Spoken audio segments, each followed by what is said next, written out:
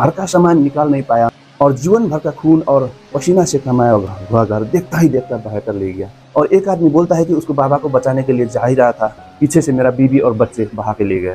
कितना तकलीफ हुआ होगा उस टाइम में, आप सोच सकते हैं, समझ सकते हैं। कुदरत क्यों इतना नाराज हो गए। भारत के सबसे खूबसूरत और दिलकश नज़ारे के लिए जाने जाने वाला सिक्किम में बादल फटने से तबाही की मंजर आ गई और आने वाले कई सालों के लिए जख्म दे गए।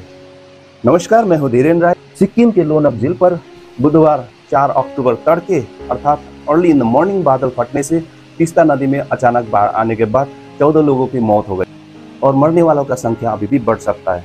आसमानी आफत में 22 सैन्यकर्मी समेत 102 लोग लापता है ऐसे सुनने में आ रहा है और 26 लोग घायल है, जबकि एक सैन्यकर्मी समेत 166 लोगों को बचाया गया। बचाव कार्यदल अभी भी जोर शोर से चल रहा है और कई लोगों को और भी बचाया है, लेकिन आधिकारिक रूप से पूरा जानकारी प्राप्त नहीं हुआ है। आप देख रहे हैं वहाँ का मंजर कैसे है, किस तरह से हालत हुआ है। इस मंजर में किसी का मांग का सिंदूर बहा के ले गया तो किसी में पति का सहारा छूट गया, कितनों का सर से माँ बाप का साया छूट गया और कितनों ने अपना खून और पसीना से बनाया हुआ मकान को तिनके की तरफ बहा के ले गया। ये क्यों हुआ है, कैसे हुआ है, ये वीडियो का अंत में बताऊंगा। जरूर पूर्ण रूप से देखिएगा और यह वीडियो पूर्ण भारत तक पहुंचना चाहिए, इसलिए इसको शेयर भी कर दीजिएगा। अधिकारियों ने बताया है कि चुंगथांग बांध से पानी छोड़े जाने के कारण स्थिति और बिगड़ गई। बचाव कर्मियों ने सिंगताम के गोलीतार में तीस्ता नदी से एक बच्चे सहित कई शव बरामद किए हैं। प्रधानमंत्री श्री नरेंद्र मोदी ने सिक्किम के मुख्यमंत्री श्री PS गोले से बात की और राज्य के हालात पर बात की। प्रधानमंत्री ने राज्य सरकार को हर संभव मदद करने का आश्वासन भी दिया है। जैसे बम फटने के बाद तबाही का मंजर होता है, ठीक वैसे ही बर्बादी सिक्किम में एक झील फटने के बाद हर कोने में परसी दिखाई दे रही है। सिक्किम नॉर्थ ईस्ट यानी उत्तर भारत का वो राज्य है जो भूटान के बॉर्डर से तिब्बत और नेपाल के बॉर्डर के साथ सटा हुआ है। सिक्किम को देश और दुनिया का उसकी खूबसूरती के लिए जाना जाता है, लेकिन बुधवार अर्थात 4 अक्टूबर 2023 को अचानक सिक्किम में तबाही की तांडव सुर्खियों में बन गया है।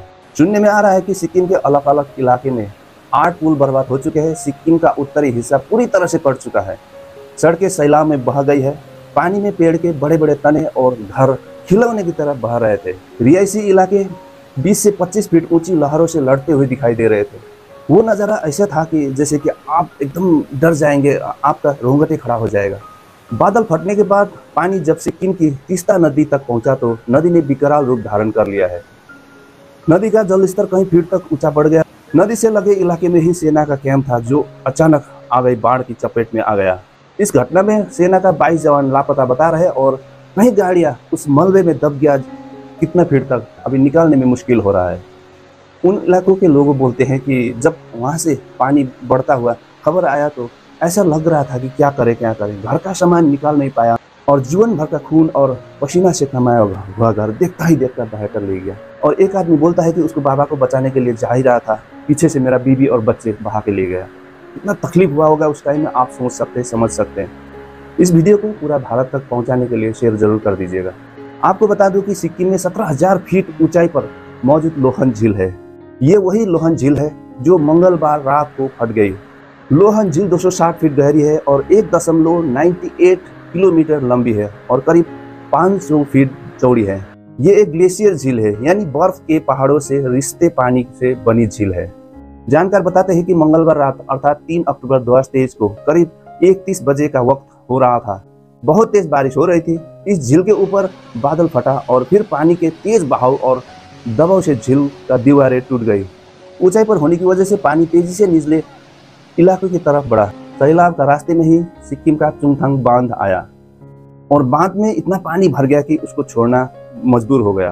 बांध से पानी छोड़ा गया। पानी छोड़ने के बाद सिक्किम की तीस्ता नदी का पानी करीब 15 से 20 फीट तक बढ़ गया।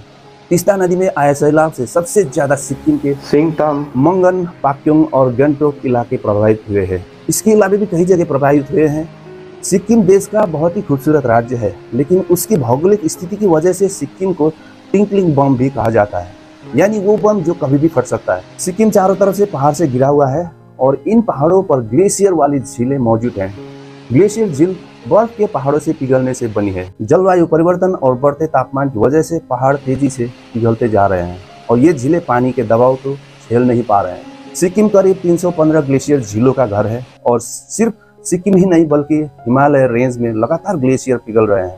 सिक्किम की तीस्ता नदी से शुरू हुई तबाही अभी रुकने वाली नहीं है और भी कई रिपोर्ट सामने आ रहा है और इस तबाही ने दार्जिलिंग और कालिम्पोंग डिस्ट्रिक्ट का भी कई जगहों पर बहुत बुरी तरह से प्रभावित किया है। आज के लिए इतना ही। हम प्रार्थना करें भगवान से कि सिक्किम को बचाए और जो भी मुश्किल में पड़े हैं उसको भगवान साथ दे। और आपसे प्रार्थना है कि वहाँ पर जितना भी लोग फंसे हैं उनको भगवान रक्षा करे, सुरक्षा दे और भगवान का रूप लेकर जितना भी वहाँ पर वॉलंटियर्स पहुँचे हैं उनको सहायता करने के लिए, उनको बचाने के लिए, उनको मरहम पट्टी करने के लिए और उन सभी को इवन जितना भी बल के सैनिक है, सेना है और पुलिस के कर्मी है उनको बचा रहा है और मेडिकल टीम है, उन सभी को बहुत बहुत धन्यवाद बोलने के लिए थैंक यू वॉलंटियर्स बोल के ज़रूर कमेंट में लिख दीजिएगा और इस वीडियो को शेयर करके संपूर्ण भारत तक पहुंचा दीजिएगा। आज बहुत दुख के साथ यही मैं विदा लेना चाहता हूं। बहुत बहुत धन्यवाद, आपने आपका अमूल्य समय दिया है उसके लिए।